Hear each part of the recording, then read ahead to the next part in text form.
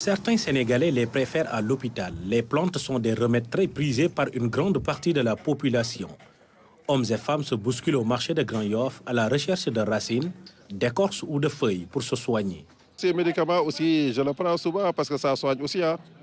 Il y a une partie thérapeutique aussi. Je prends le Lora surtout, le Lora plus le Win. Voilà, c'est bon. Dans ce coin de Grand Yoff se trouve une dame. Elle s'active dans la vente de plantes médicinales depuis près de 30 ans. Sa clientèle ne cesse de grimper en flèche. Il y a des plantes qui soignent l'hémorroïde, d'autres qui peuvent guérir des maux de tête ou les dents. Il y a même des plantes contre les esprits maléfiques.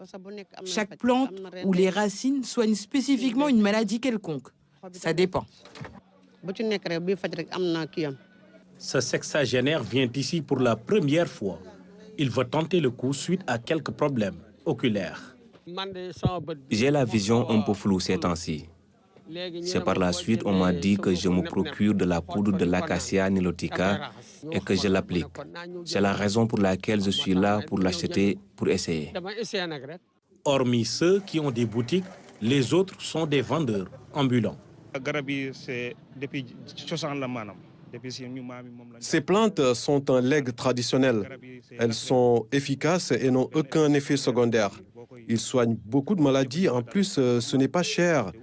Par la grâce de Dieu, si un patient prend ces médicaments traditionnels, il va guérir sans aucun doute.